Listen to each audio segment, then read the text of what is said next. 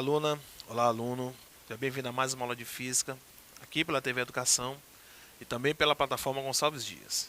Na aula de hoje nós vamos falar sobre evolução estelar, né? Vamos falar de supernova, vamos falar da formação dos elementos químicos, tá ok?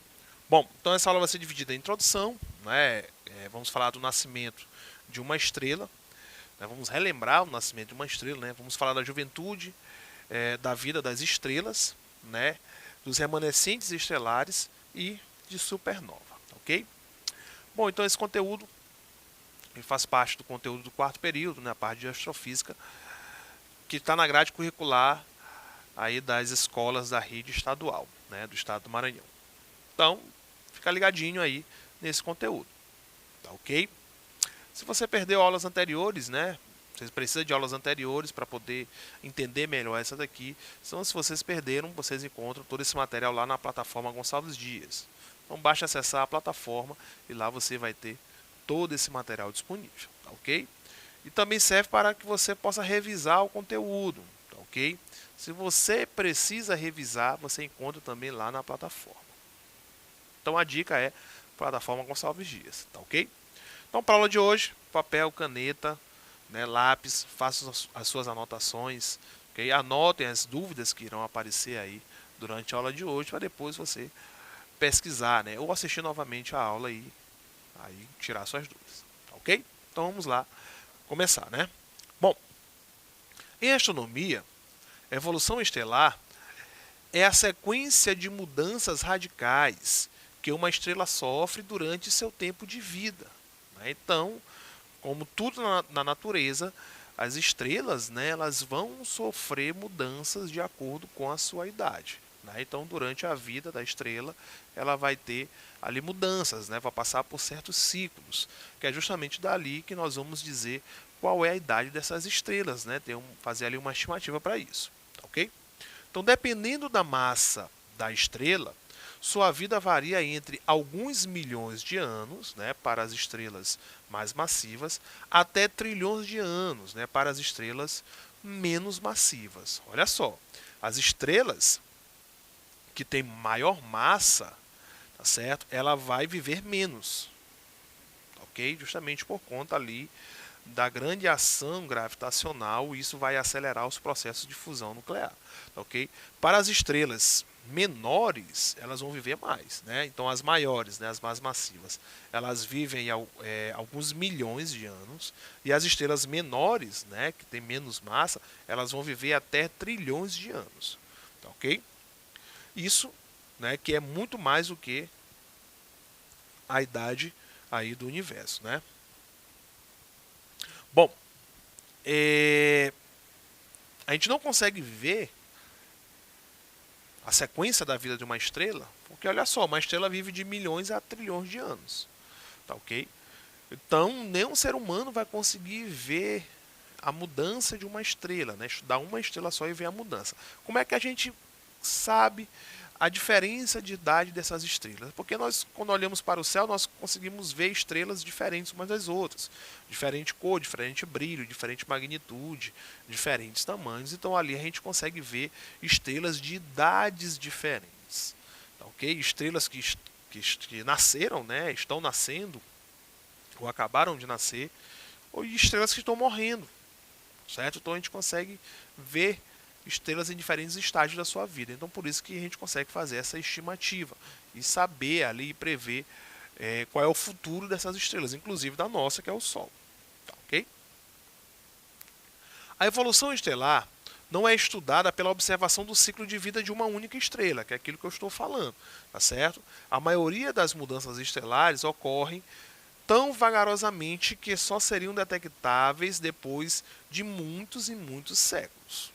Certo? Então a gente não consegue ver ao longo da nossa vida, né? Nossa vida humana, a gente não consegue ver a evolução de uma estrela, certo? Em vez disso, astrofísicos tentam entender como as estrelas evoluem pela observação de numerosas estrelas que a gente vê no céu, né? Então cada uma em um diferente ponto do ciclo, ok? Isso do ciclo da sua vida, né? E pela simulação da estrutura estelar com modelos computacionais, certo? Então, observa-se as estrelas em diferentes ciclos, e faz, né, os cálculos, as estimativas através, né, da computação. Então aí nós criamos modelos estelares, certo? E através desses modelos estelares, né, e modelos de previsões matemáticas, a gente consegue saber qual é o próximo passo que uma determinada estrela ela irá seguir na sua evolução, certo? Então pega-se um padrão, por exemplo, o padrão das supermassivas, né, que são estrelas que vivem menos, vivem alguns milhões de anos. Ok? Como é que se chegou a essa conclusão? Muito simples, observando estrelas supermassivas de outros sistemas, certo? Colocando-se no modelo computacional, né, no modelo matemático, e dali se tirou essa estimativa. A mesma coisa acontece para as estrelas menos massivas. Por que elas vivem mais? Tá certo? Porque, né, observações que foram feitas dessas estrelas colocam assim modelos matemáticos, né, isso, modelos computacionais, dali vai perceber através da previsão desses modelos em que elas vão viver mais do que as outras, ok? Então é basicamente isso que nós fazemos. Bom, então como é que se dá o nascimento de uma estrela? Novamente, porque nós já falamos disso em outras aulas, né? A evolução estelar começa com um colapso gravitacional que ocorre numa nuvem gigante, né? Essa nuvem, tá ok? Essa nuvem gigante ela vai ter aí que nós chamamos, né, quer dizer, de nebulosas, né? Então essas nebulosas, que é justamente a nuvem molecular gigante, que nós temos uma grande quantidade de gás, e esse gás ele acaba ali se aglomerando em torno de um centro, né, por ação da gravidade, né, uma força gravitacional muito intensa que aglomera todo esse gás ali, certo? Que também é conhecida como berçário estelar, certo? Que é a nebulosa estelar, tá ok? A maior parte do espaço, né, vazio interno a uma galáxia contém em torno de 0,1 a uma partícula por centímetro quadrado. Olha só, ok? Então, esse espaço vazio tem uma quantidade de moléculas muito pequenas, certo? De 0,1 a uma partícula por centímetro quadrado, certo?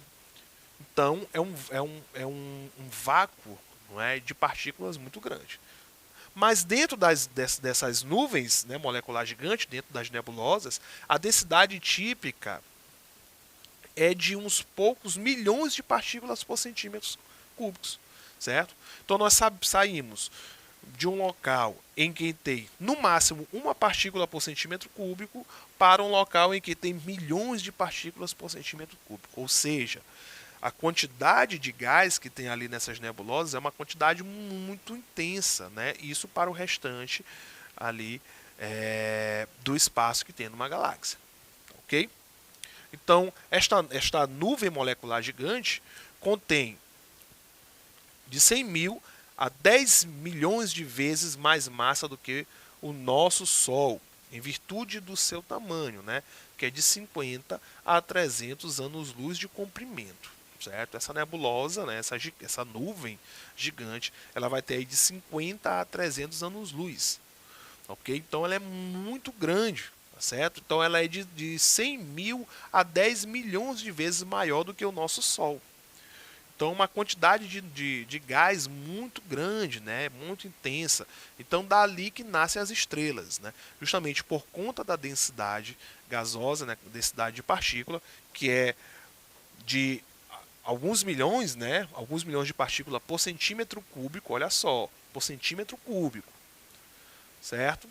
Então pega-se um espaço muito pequeno, um volume muito pequeno, e ali conta-se uma quantidade de partícula muito grande. Em relação ao que tem nos demais locais do universo, né, dessas galáxias, que é de 0,1 a 1 centímetro cúbico, aí, né, de 0,1 a 1 partícula por centímetro cúbico. Né? Então, é uma diferença muito grande. Certo? Então, por isso que ali essas moléculas, né, elas acabam colapsando justamente por conta de uma força gravitacional muito grande e pela quantidade de matéria que tem ali, né, pela quantidade de molécula que tem ali. Okay? Então, aqui nós temos uma dessas nuvens, né? Então, aqui é uma nebulosa, né? Uma quantidade de gás muito intensa, tá certo? E ali por conta, né, dessa densidade de moléculas, essas moléculas elas acabam se aglomerando ali, formando, não é, esses aglomerados de gás, né, em torno de uma força gravitacional muito grande. E lá no centro, né, acaba tendo ali uma grande quantidade de reações nucleares, justamente por conta dessas partículas que acabam entrando no processo de fusão nuclear. Uma pressão muito grande, uma temperatura muito elevada. Então aí nós temos a condição favorável para o nascimento de uma estrela. Então daí nós temos o nascimento, né, dessas estrelas. Ok?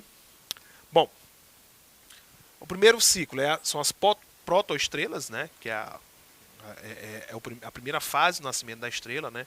Proto vem de protótipo, né? Um protótipo de estrela, certo? Então as protoestrelas muito pequenas nunca alcançarão temperaturas suficientes, né? Suficientemente altas para iniciar a fusão nuclear do hidrogênio, ok? Sendo chamadas de anãs marrons. Então elas não chegam a se formar como estrelas, tá certo? Porque elas não alcançam a temperatura suficiente para as reações de fusão nuclear. Tá, ok? Então, essa fusão ela vai ser do hidrogênio, certo? E essas protoestrelas acabam sendo chamadas de essas anãs marrons. Ok? O limite exato entre estrelas, né, e anãs marrons depende da sua composição química. Ok? Aquelas com grande metalicidade, certo? Que é relativa abundância de elementos mais pesados que o hidrogênio e o hélio, ok? Que é basicamente o que nós vamos ver na estrela, certo? Vai ter um limite bem mais baixo, ok? Para um objeto com metalicidade próxima do Sol, o limite é de aproximadamente 0,075 massa solar, tá certo? E isso é em milhões de anos, tá, ok? Então esse número, né, que é 0,075 massa solar, tá certo? É a condição de metalicidade para que ela se torne uma estrela e não uma anã marrom, tá, ok? Bom, anãs marrons com mais, né, do que 13 vezes a massa de Júpiter podem fundir o deutério.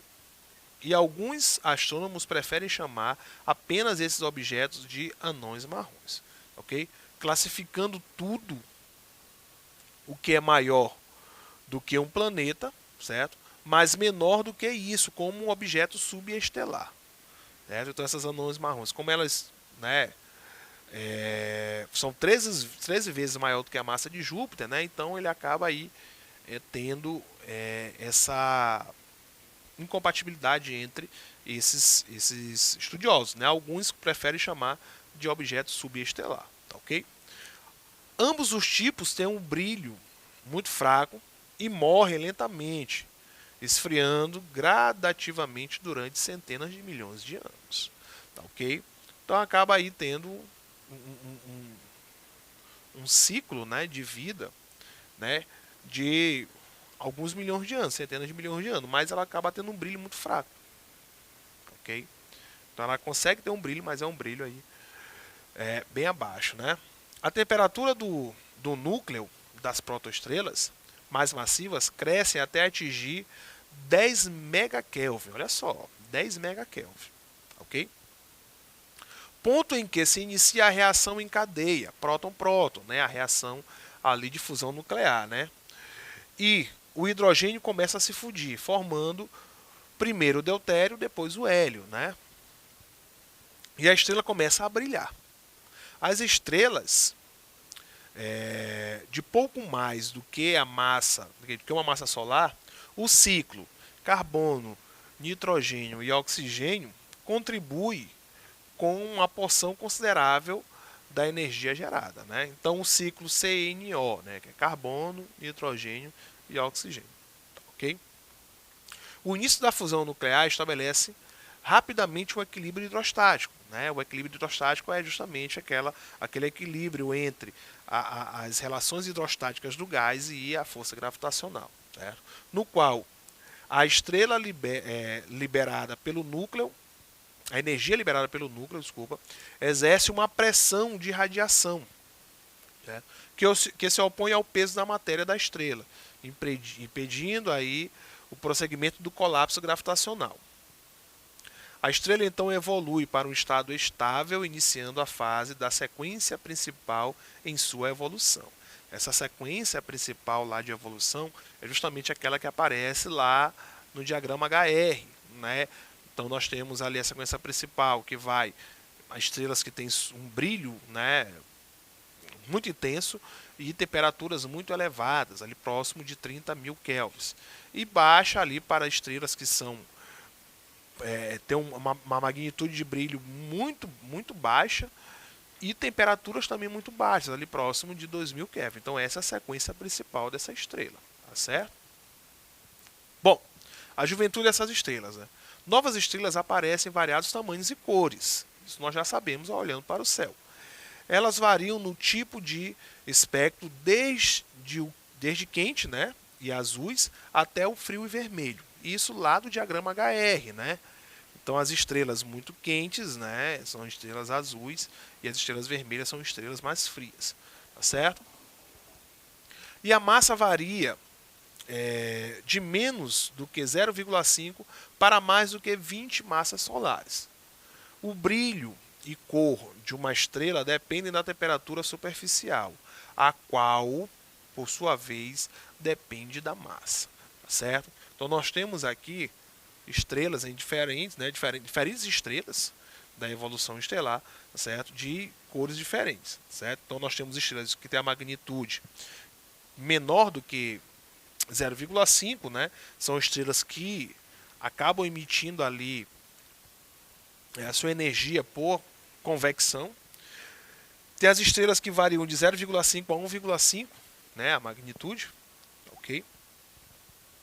Então, no centro nós temos a irradiação, né, formada ali por todo aquele colapso que acontece no centro da estrela, né, no núcleo, e ele vai para a superfície através das convecções. É o que acontece basicamente na nossa estrela. E essas estrelas que são maiores, né, que tem magnitude aí de 1,5, ok? É o contrário, né? No núcleo nós temos as convecções e ele sobe aí para a superfície através de irradiações. É isso? Bom, então, depois de vários bilhões de anos, dependendo de sua massa inicial, o suprimento de hidrogênio ele acaba, interrompendo a fusão nuclear. Ou seja, não tem mais fusão nuclear, certo? O hidrogênio não entra mais em colapso. Sem a pressão interna gerada por esta reação, para se contrapor à força gravitacional, as camadas externas das estrelas começam a se contrair em direção ao núcleo, né? Então a tendência é essa contração, porque a força de gravidade vai ser muito intensa, porque não tem mais a força ali gerada pela reação nuclear para contrapor. Tá certo?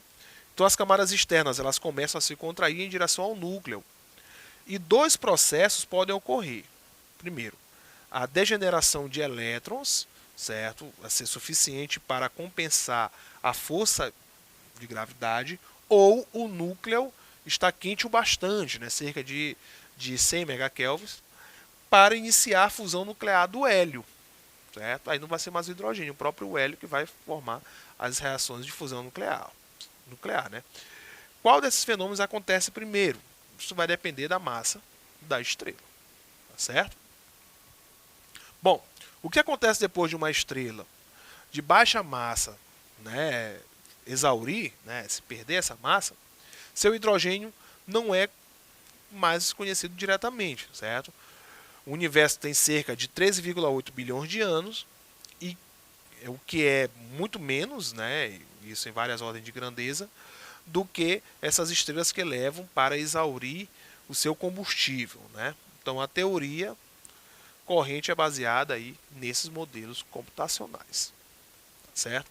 Então algumas estrelas elas podem fundir o hélio, como nós já falamos, em pontos superaquecidos do núcleo, causando uma reação instável e irregular, bem como um forte vento solar. Então, neste caso, a estrela não formará uma nebulosa planetária, mas simplesmente irá evaporar, deixando nada mais do que uma anã marrom ou uma anã castanha. Certo? Então, esse aí é o ciclo, né, dessa estrela. Ok? Então, todo esse gás, né, ele pode se exaurir justamente por conta desse equilíbrio hidrostático que não vai mais aparecer ali. Tá ok? Bom, então com essa informação nós finalizamos a aula de hoje e até a próxima.